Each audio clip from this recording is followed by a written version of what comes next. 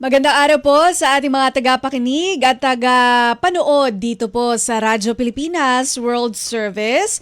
Narito na naman po ang ating palatuntunang nakasentro sa mental health awareness and education. Kami pa rin po ang inyong kasama. Ito po si Bea Gaza de Guzman. At ito naman po si Steph Vicente. At syempre, live nyo pa rin po kaming napapakinggan at napapanood dito po sa official Facebook page ng Radyo Pilipinas World Service, maging sa YouTube channel po. At sa ating online radio, ang audio streaming po, Evox PBS Receiver app, na para sa mga wala pa nito at gusto maka-access ang online radio, pwede nyo pong i-download ang Evox PBS Receiver app sa Google Play Store para sa mga Android users at sa Apple Store naman po para sa mga iPhone app user. Siyempre, nagbabalik rin po ang Radyo Pilipinas World Service sa atin pong shortwave radio sa pakikipagtulungan po ng Presidential Broadcast Service sa United States Global Media. Ito po yung dating kilalang Voice of America. Meron po tayong 6 na set ng shortwave frequencies para sa English service at sa Filipino service. No, mamaya po yan dahil medyo marami yung ating shortwave frequencies. Pero in the meantime, meron po tayong naihandang pag-uusapan ngayong episode ng Warm Heart. At syempre ipapaalam po sa atin yan ni Steph at kung sino ba yung ating makakapanayam ngayong umaga. At ating pag-uusapan para sa edisyong ito ng Warm Heart, ang tinatawag na anxiety economy. At upang magkaroon tayo ng isang malalimang diskusyon para sa napili nating paksa sa araw na ito ay makakasama natin ang isang psychologist at consultant mula sa Wundt Psychological Institute, walang iba kundi si Dr. Argel B. Masanda. Dr. Masanda, welcome po sa Warm Heart. Magandang umaga po sa inyong lahat. Hello, Miss Bea and Mrs. Steph at sa lahat po ng ating mga taga-subaybay at tagapakinig. Magandang umaga po, Dr. Argel. Maraming salamat po sa pagpapaunlak sa amin. Naku, kung hindi nyo po na itatanong ay napaka-short notice po nito. So maraming salamat sa pagbibigay ng oras sa amin. Lalo na po, it's a Sunday at perhaps it's your rest day po. So we appreciate you po dito po sa pagpapaunlak sa amin. Now, sabi nga po ni Steph, Dr. Argel, meron kasi kaming nakita na article. Pinag-uusapan po itong anxiety economy. Sabi namin ni Steph, ano ba ito? At paano ba ito nakakaapekto sa atin? So Dr. Argel, maaari niyo po bang ipaliwanag kung ano po itong tinatawag na anxiety economy? Sure po. I'll do my best to explain it sa paraan na maunawaan ng marami at mga pangkaraniwang Pilipino. Ang anxiety, unang-una ay hindi normal na takot na nararamdaman natin kapag tayo ay hindi secured or unsure tayo sa ating mga dinaranas at pinagdaraanan. Ngayon sa panahon na to, ngayong 2025 in these contemporary times, ang nangyari parang nakomodify yung takot na nararanasan natin. Kaya ang nangyari, tinatawag na ngayon siya na anxiety economy. Na ang dating, lahat tayo ay may mga nararamdaman na hindi magandang takot. Okay, may mga takot kasi na kailangan talaga natin para sa survivability. Pero ito, natatakot tayo because yun sa worry natin, sa hinaharap natin, sa stress na nararanasan natin sa pang-araw-araw na buhay, and the burnout. Yan. So ito yung mga pressure na nararanasan ng maraming mga Pilipino nowadays in terms of what we are experiencing collectively dito sa ating bansa. Kaya nangyari parang ang worry ngayon ay naging currency na. Even sa mga bata, sa mga kabataan, nararanasan na rin natin si anxiety economy. Kasi kung mapapansin po nyo, usong-uso sa kanila ngayon yung tanungan na ano ang multo mo. Na parang ang dating, meron tayong kailangan na wino-worry para maging in tayo sa pangkasalukuyan na panahon. Nako, ganun pala ang anxiety economy, no? Ang hirap po pala nito, parang kinocommodify o parang kumikita ang lipunan sa ating mga takot. Tama po ba? Tama po yun. Parang ganyan ang dating niya. Kasi may currency na ngayon ang worry dahil maliit ang sweldo, pero mahal ang bilihin. Ayan. At mahal ang pagkuha ng mga mental health services. Even though ito ay batas na, dapat ito ay karapatan, ang nangyari kasi para na siyang, yun nga, ang term natin, na-commodify. Kasi hindi siya laging accessible sa lahat at para bang naging pribilehiyo lang at hindi lang basta karapatan ang pagkakaroon ng mental health services. Ako ay psikolohista pero nakakalungkot isipin na ganun yung mga nangyayari. Mm-mm. Dr. Masanda, ito naman po yung aking katanungan para sa inyo. Ano po ba yung mga factors behind sa pagkakaroon ng anxiety economy? Ayan. Maraming bagay at maraming salamat po, Mrs. Steph. Una na nakakaapekto dito yung workplace stress and overwork natin. Dito sa atin sa Pilipinas, ang normal na pasok ay 8 to 10 hours and 5 to 6 days. So yan po, madaling makakontribute yan sa burnout kung tutuusin. Lalo na kapag ka dito sa may mga kumpanya na medyo nami-mix up nila yung difference ng dedication versus burnout, na para bang ang nangyari, in order for you to survive in your workplace, you need to be dedicated na kailangan mo magtrabaho ng beyond the office required hours. At yung overtime naman, hindi naman ito laging bayad. Although alam natin ito ay nababayaran. And then yung economic pressure and low wages. Kasi nga, as we mentioned earlier, may mismatch between doon sa level ng sinasahod ng karamihan ng mga Pilipino versus doon sa presyo ng mga bilihin at serbisyo na meron tayo ngayon.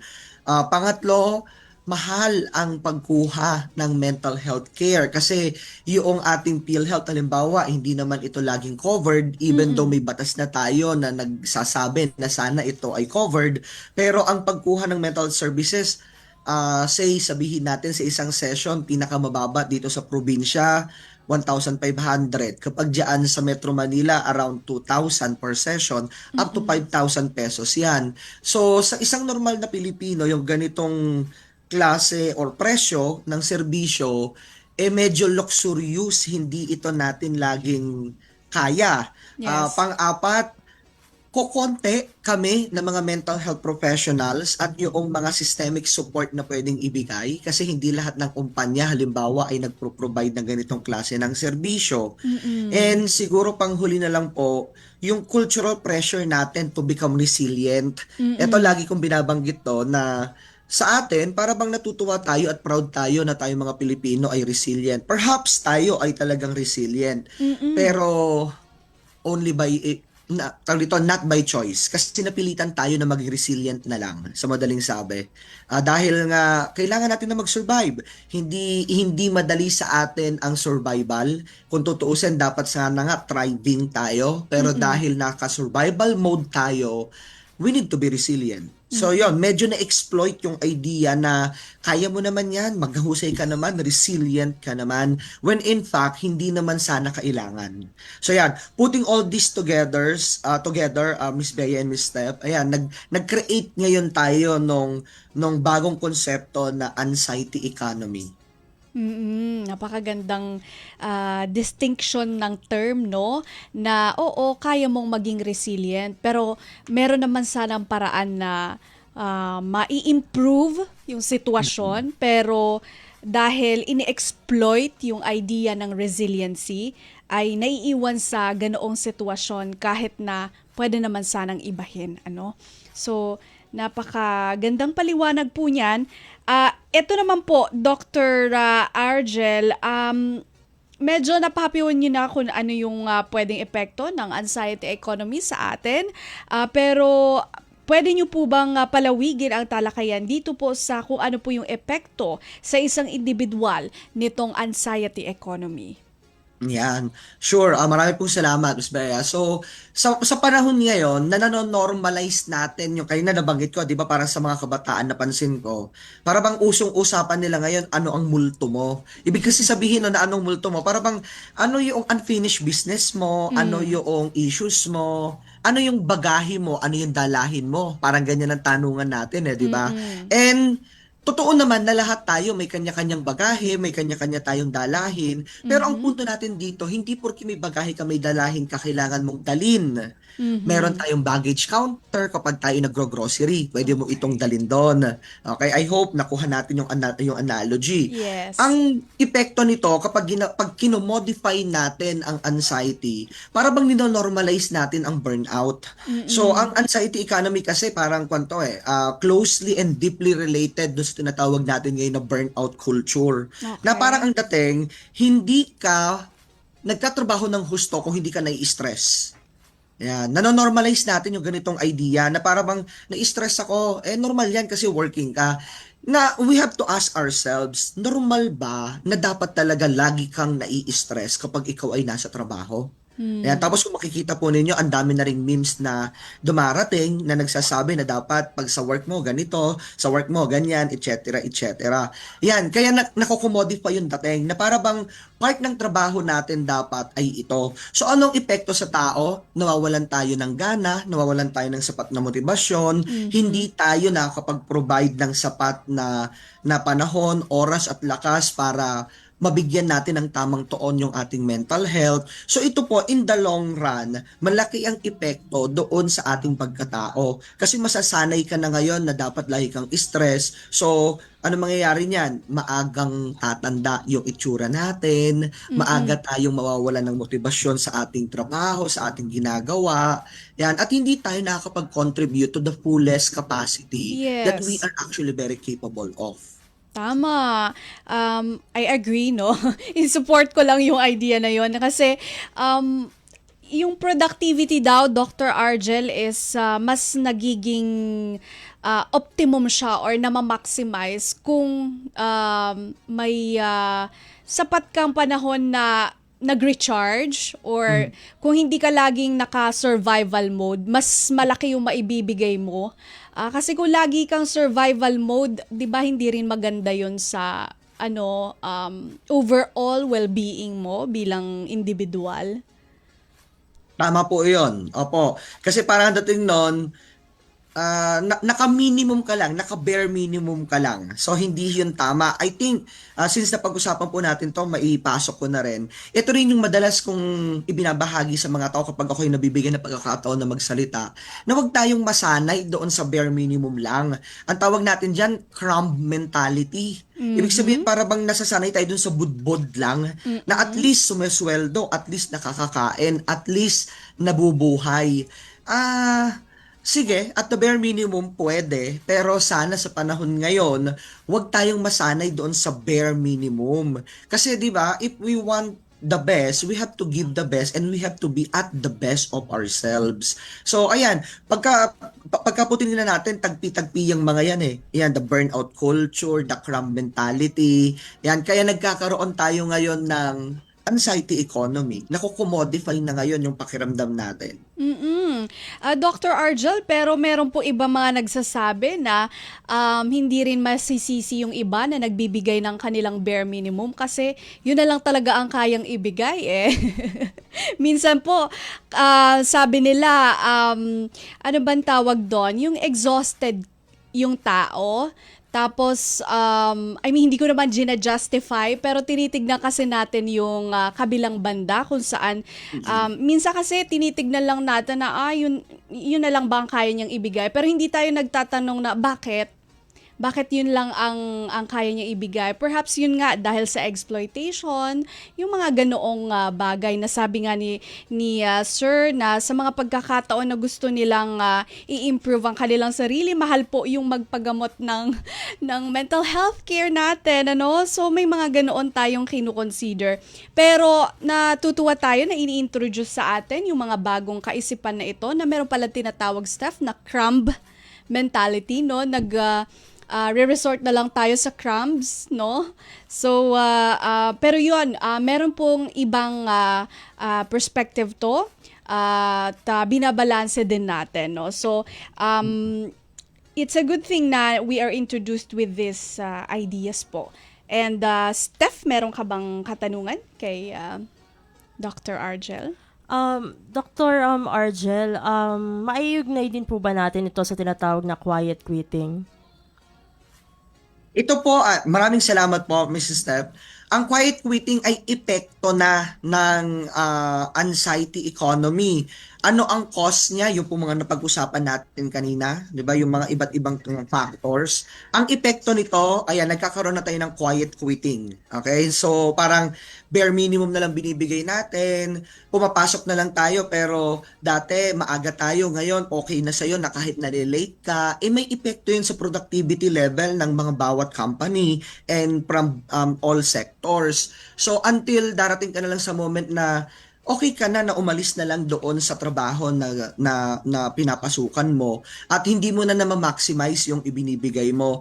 Totoo ito, yung nabanggit kayo ni Miss Bea na may other side may ibang perspektibo na sometimes hindi naman kasi talaga natin pagkukulang lang kung bakit ganun yung nararamdaman natin. Yes, Ako yes. din, Gusto ko lang din i-highlight yung Dr. Argel kasi minsan sinasabihan lang natin or ginajudge lang natin yung tao na bakit ganun na lang yung ibinibigay niya. Pero hindi natin na itatanong na bago siya dumating sa puntong yon, ano ba ang naging kontribusyon ng sistema para maging ganun siya. Tama. Yun, di Tama ba? po yan. Tama. Tamang-tama po yun. Yan nga po kasi minsan naging problema natin. Para bang, yan yung idea nung kanina nung binabanggit po natin na you just need to be resilient. Di ba? Para bang, pumasok ka dito, binabayaran ka namin dito para sa serbisyo o sa talento mo, sa oras mo. So kapag nandito ka, ibigay mo sa amin to. Pero hindi natin nakikita na tayo rin, yung sistema, tayo ay parte ng sistemang ito, ang naging dahilan kung bakit hindi natin maibigay ng husto yung kakayahan na meron tayo. Yan na nga yung burnout na tinatawag natin.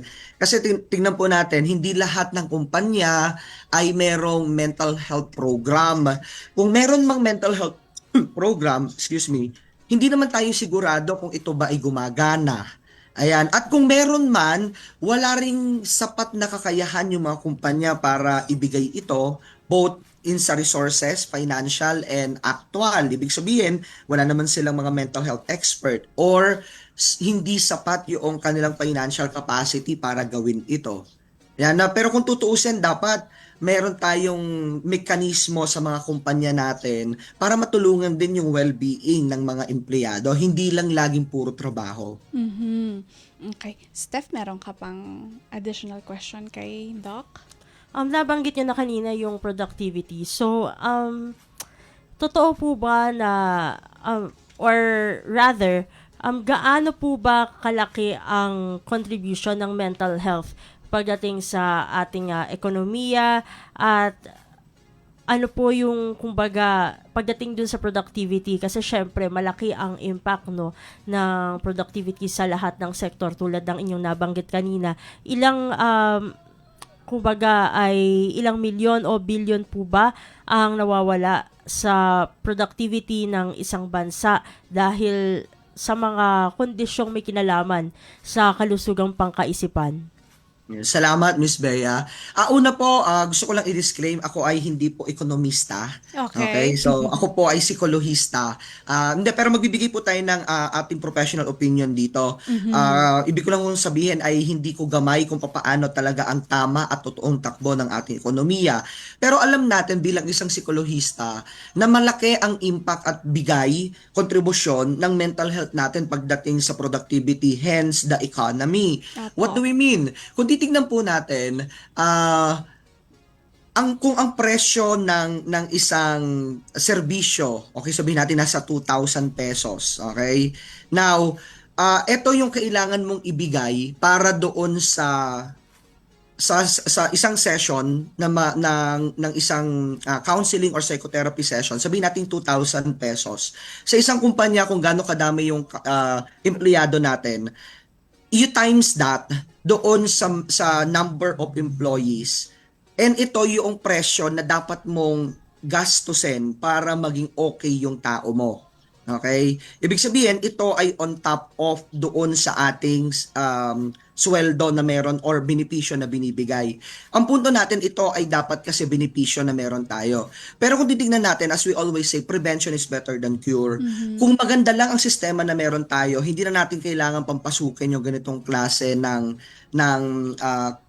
treatment, okay? Hindi natin matawag na cure, okay? Sa madaling sabi, kung magagawa lang natin na masaya ang mga tao sa kanilang trabaho, hindi na natin kailangang i-treat yung kanilang mental health concern. So therefore, gagastos tayo ng at least 2,000 pesos, okay, sa isang tao sa loob ng isang linggo para matulungan natin sila to reach their fullest well-being, para mas makapag-contribute to the fullest as well sa kanilang company. Hence, the productivity. Okay? So, yun ma'am, yun yung presyo na kailangan natin gastusin per week. So, times the number kung ilan yung ating mga empleyado na naburn out na. The more burnout they are, the less they work. So, the better they feel, the better they work. That's the running idea. Dr. Argel, sa inyo pong mga pag-aaral or perhaps experience or background, meron po bang, like pinag-uusapan na rin natin kasi yung economy, so may kinalaman po dito yung sector ng mga nag-e-employ, which are the companies. Meron po ba tayong halimbawa ng isang company kung saan nagbibigay po sila ng framework or model na magandang tularan ng ibang company para po ito pong mga binigay nyong points na kung saan nabibigay ng isang employee ang full capacity niya at nakakapag-contribute sa productivity ng isang company, ay meron po silang mga ipinatutupad na like ano bang tawag doon? Hindi naman siya guidelines. Siguro pwedeng policies or framework po? Yan. Maraming salamat po, Miss Bea, for that.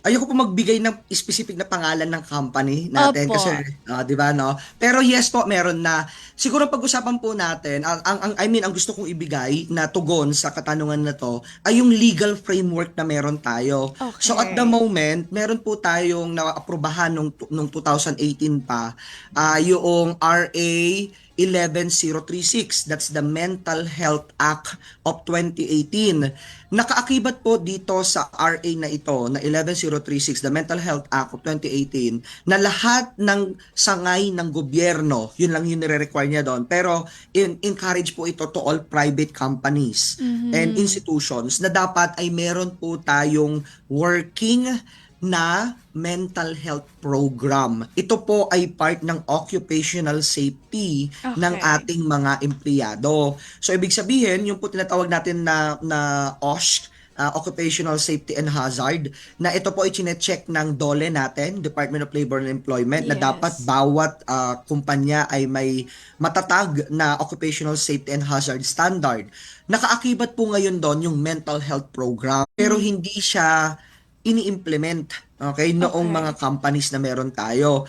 Ang nakalagay po doon ay dapat may mental wellness program para sa mga empleyado na kung saan kapag sila po ay nababurden na, pwede silang bigyan ng break, so to speak, okay, doon sa kanilang ginagawa, at dapat merong basic counseling services na naipro-provide sa kanila. Ibig sabihin, dapat parte na ng workforce natin yung mga mental health counselors or psychologists.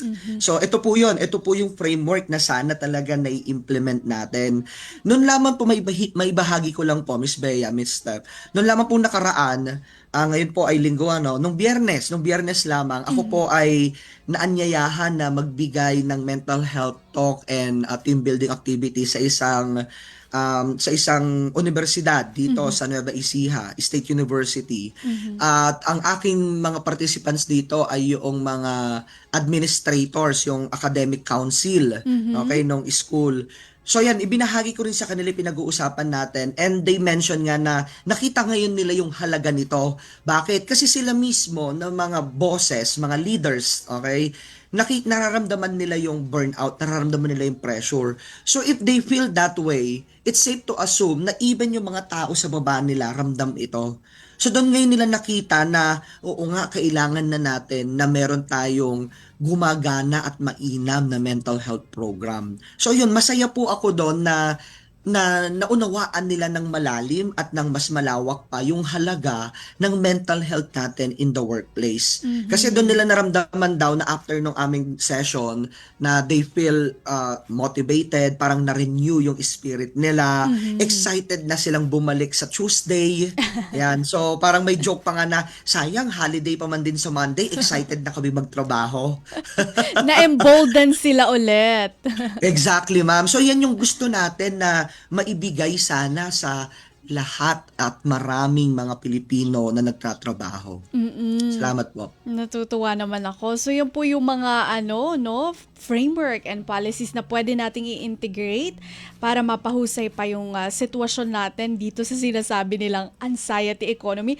Nako, Dr. Argel, ganito pala kalalim yung talakayan sa anxiety economy. Akala namin yung dahil meron kasing meme sa Facebook na yung binabayaran ka lang daw magtrabaho para po daw sa pampagamot mo sa mental health professional.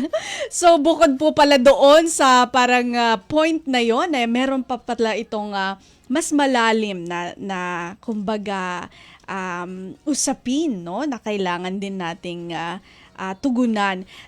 Aside from the policies and framework na nabanggit nyo po, meron pa po bang ibang reforma na pwedeng ipatupad para mapaghusay pa ang ating pagtugon sa issue ng mental health? Nabanggit nyo po kanina yung RA 1106, Dr. Argel. So paano po ba ito in terms of reforms?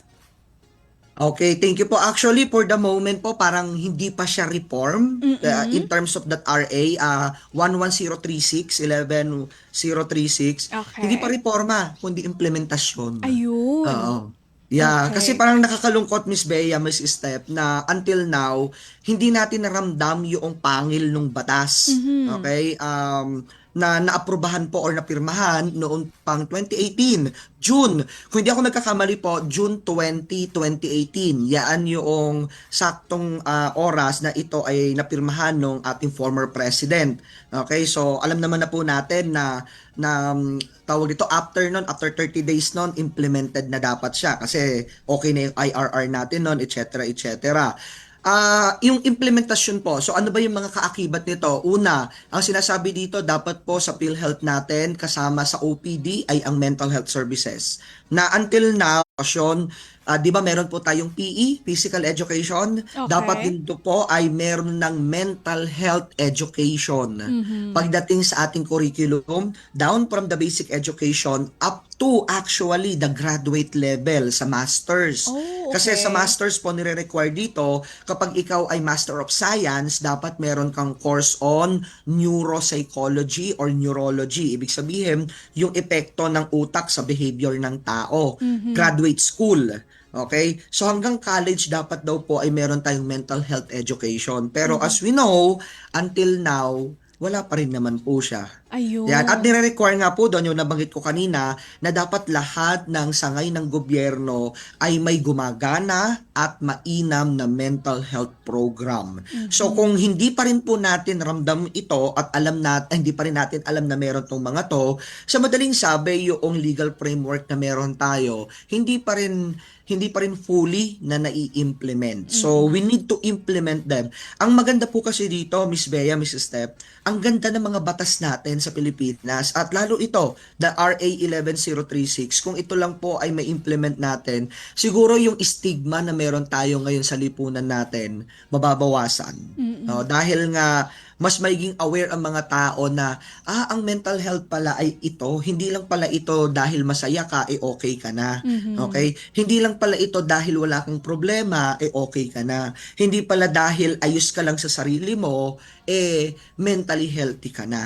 So, it goes far beyond that. It also entails to people na dapat maganda yung relasyon natin sa ating kapwa, dapat natutulungan natin ang iba na maging maligaya din, at nakakapagbigay tayo ng mas malalim na kontribusyon sa ating komunidad at sa ating lipunan. Yan po ang malalim at totoong definisyon ng mental health. Ayun. So, hindi pa pala pwedeng i-reform kasi as of the moment, based on observation, ay hindi pa fully implemented at yun ang ating goal. Mm.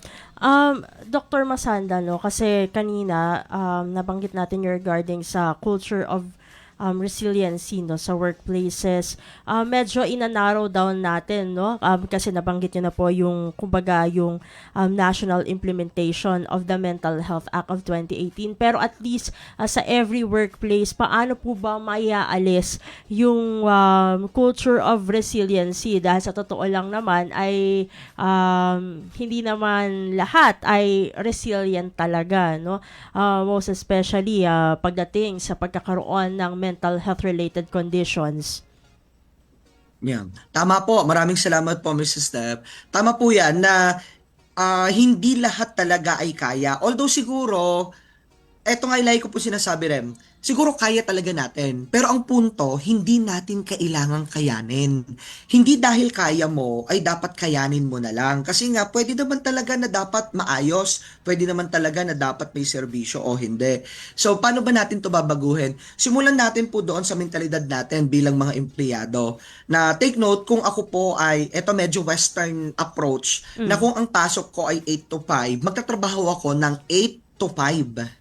Okay? So, doon sa oras na to, doon ko gagawin lahat ng trabaho ko. So, tanggalin ko muna yung mga unnecessary. Halimbawa, yung pagpe-Facebook habang oras ng trabaho, pakikipagchismisan habang oras ng trabaho. Yan.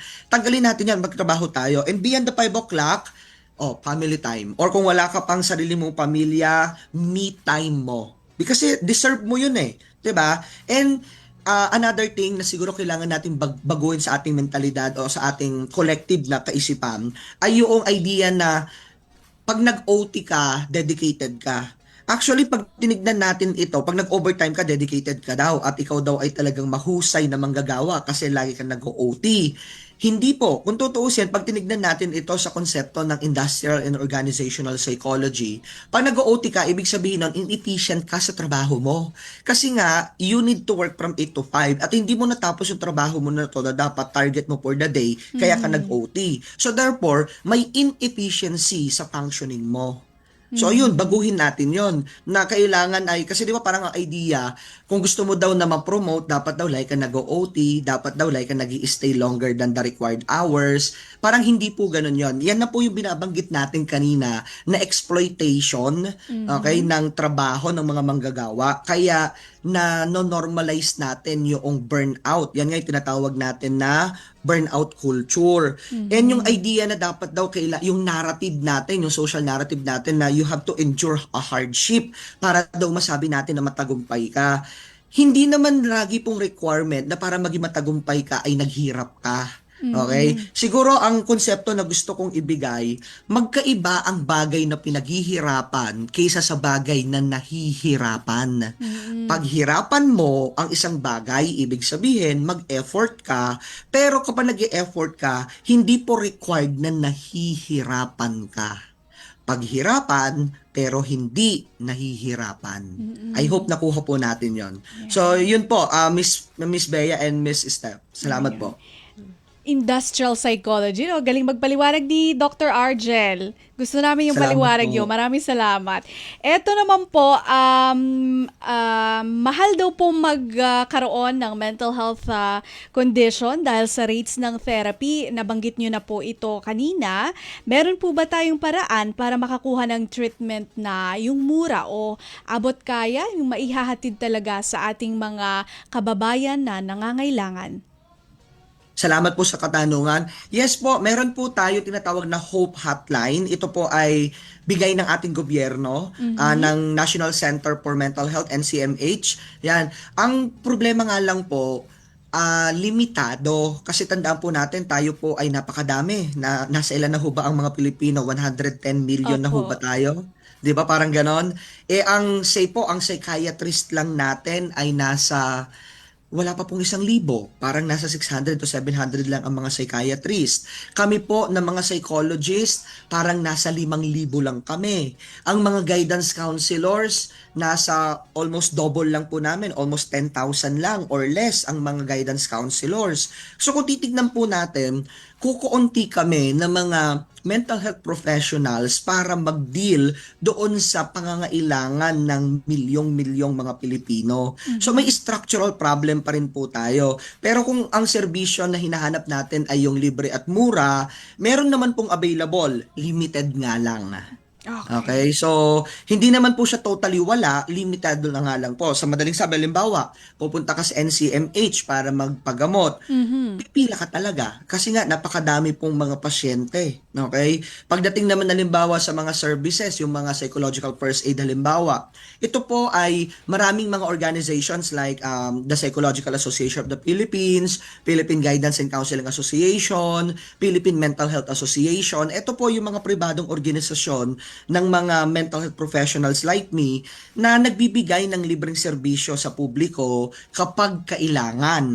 Pero hindi nga lang po ito talagang araw-araw na pwede nating makuha kasi ito pong mga professionals natin na to ay may kanya-kanyang trabaho din sa Yes. kanya-kanyang institutions. Kaya hindi rin siya readily available pero meron.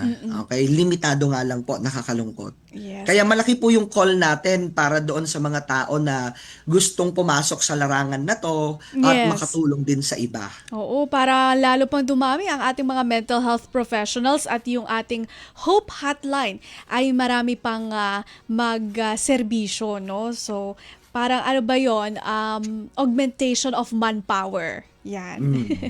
Okay, Steph? Siguro, no, eto na lamang po, no, meron po ba kayong konting tips para ma-manage po, no, ng ating mga employees ang stress? Okay. Salamat po. Sige, konting tips at yung practical at yung mabilisan na masasabi.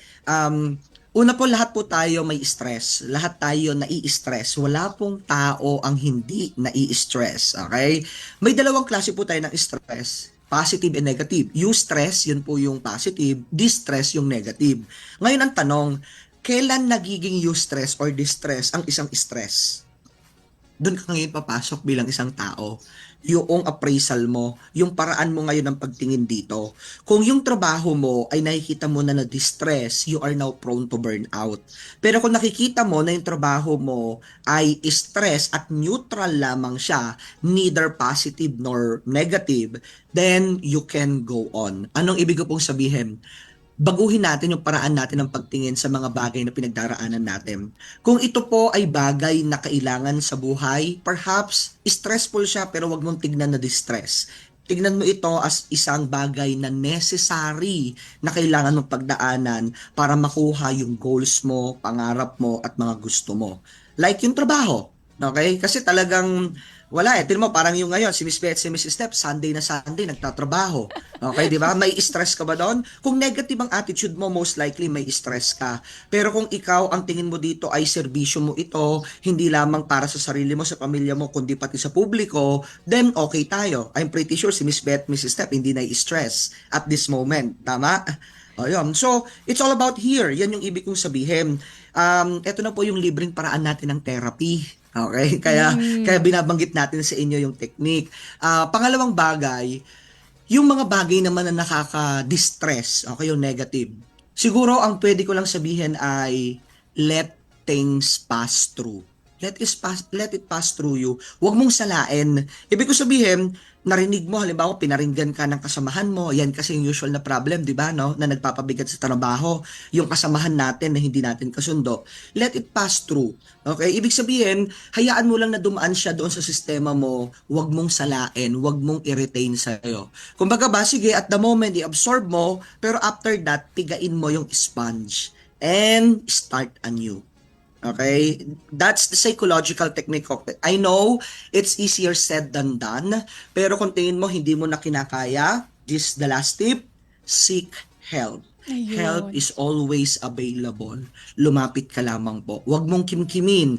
Lahat ng bagay na kinikimkim mo, bumibigat. Alam ko kaya mo kasi mahusay ka, magaling ka, binibiyayaan ka ng Panginoong Diyos. Amen to that. Pero just like what I said earlier po, hindi porki kaya mo, kailangan mong kayanin. Seek help when you need to. Thank you po.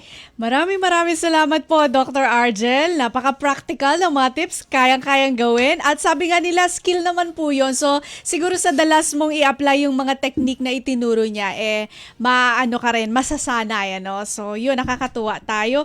Sige, ang inyong final message na lang po, and perhaps siguro, you can share how ma-i-connect or kukonekta ang ating mga tagapanood at tagapakinig sa Wound Psychological Institute kung meron pong gustong makipag-ugnayan sa inyo, Dr. Argel. Marami pong salamat. Siguro ang pinakamensahe na lang po natin, at the end of the day, piliin natin lagi na maging masaya at maging maligaya. Okay? Ito po ay kayang piliin. Okay? Ibig sabihin, kung kaya mong maramdaman ng galit, kaya mong maramdaman ng lungkot, kaya mo rin pong maramdaman ang ligaya. Pero, kung hindi mo matulungan ng iyong sarili na maramdaman ng ligaya, hanapin nyo na po sa Facebook page, sa mga Facebook, ang Facebook page namin, ang WPI or Wound Psychological Institute, at magpa-schedule po ng therapy. Kasi doon na po papasok yung pangailangan for a therapy. May branch po kami sa Pangasinan, sa Dagupan, sa Urdaneta, at sa Vigan. At may mga upcoming pong branches na wag muna nating i-announce, baka ma-preempt. Pero at the balikan moment, namin kayo dyan pag okay na. Yes, Miss Bea.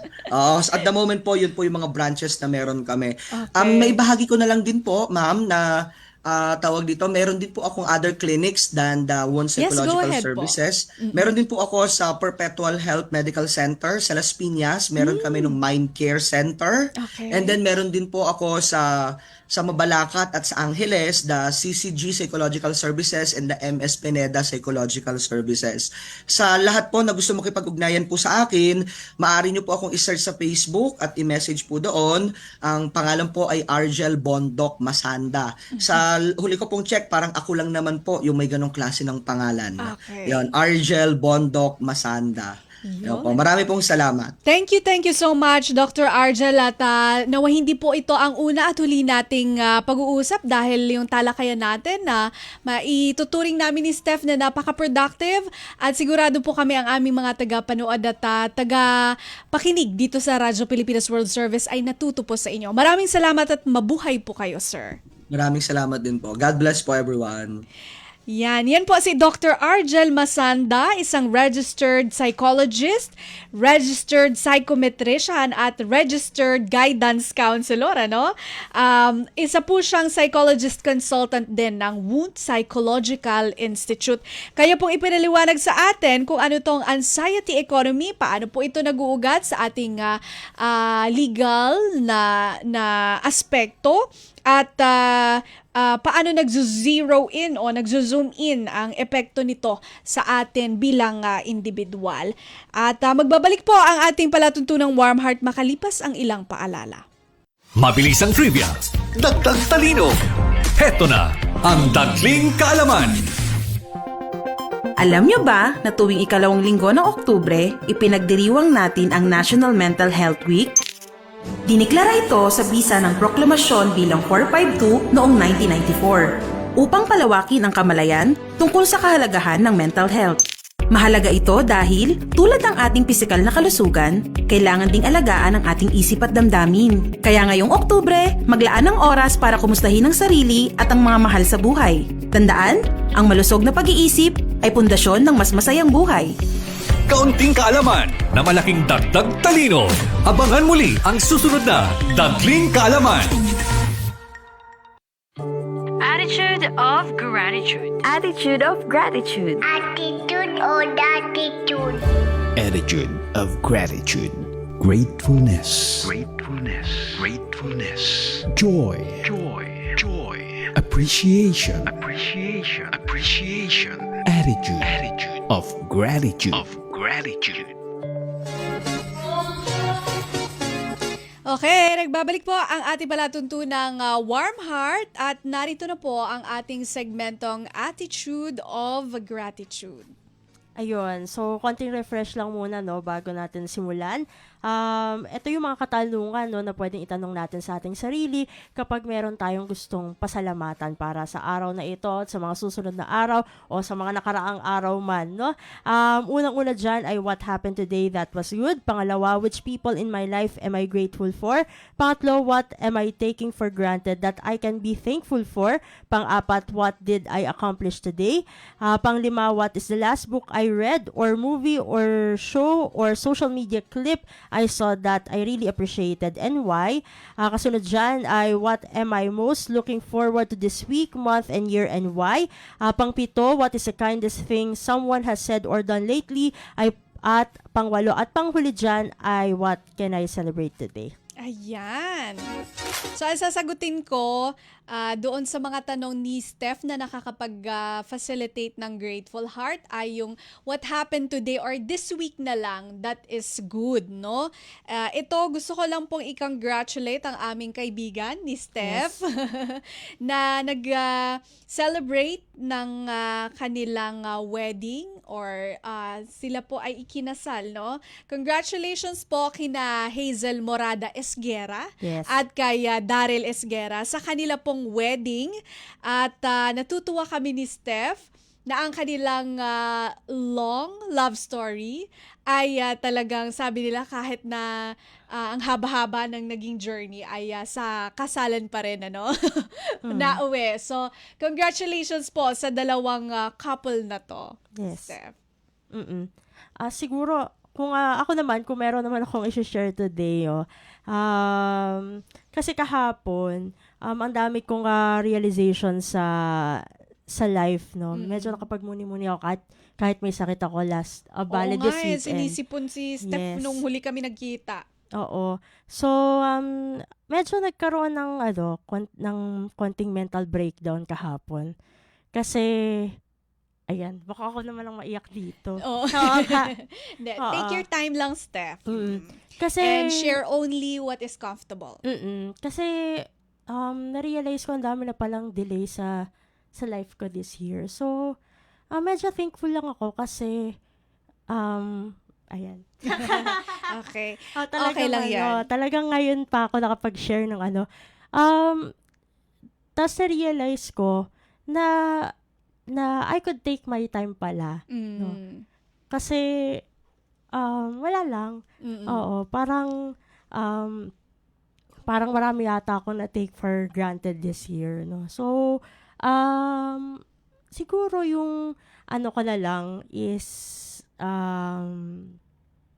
yung ma-share ko is kahit may mga delay sa buhay natin, we have to be thankful kasi merong oras na binigay sa atin para mabalikan yung mga bagay na yon, para mabalikan yung mga tinatawag na unfinished business. So, yun lang. Ayun. Thank you, Steph, for sharing. Ayun. Siguro, I feel for Steph. Kaya siguro ang masasabi ko na lang doon is, sabi nga nila, merong season for everything. Nakikita natin na may mga panahon na tayo ay namamayagpag. Yes. May mga panahon na tayo ay naghihintay. Pero ang mga bagay, sabi nila, lahat lumilipas. Kung ikaw ay namamayagpag, stay humble kasi it will not stay that forever. Kung ikaw naman ay nahihirapan, it will also pass. Hindi laging mahirap. So, yun. And grateful tayo kay Steph for sharing the lesson, no? So, yun, natutuwa tayo na si Steph ay willing to share. Pero dito po sa Warm Heart, we encourage na only share what you're comfortable. At kung ano yung kaya, lahat po ng mga pinagdadaanan natin, hindi po yan nasasabi ng agad-agad. Ito po ay kagaya ng sabi ni Steph, may season, may panahon. Yes. So, kapag okay na, pwede po yun balikan, no?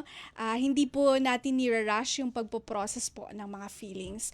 So, yung mga bagay na yan, natutuwa tayo na ibinabahagi dito.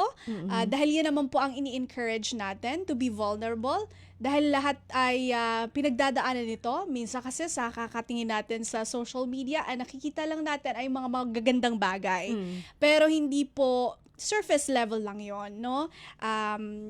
Siguro sa mas malaliman na pag-analisa at pag-unawa, maiintindihan natin na itong mga bagay naman na ito, meron siyang two sides of the coin. Baka ito lang nakikita natin pero may mas malalim pang kwento behind that.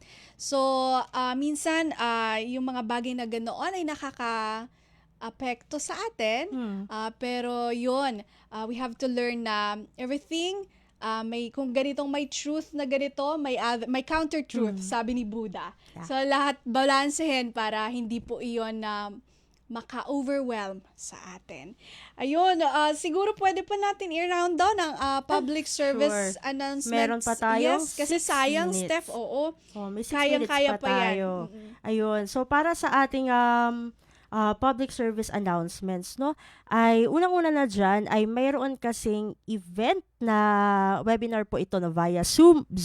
Ang topic po is Addiction Science and Counseling Foundations, Understanding and Managing Online and Gambling Addiction. Ito po ay spearheaded po ng Psych Counseling and Health Support Services. Kailan ba ito gaganapin?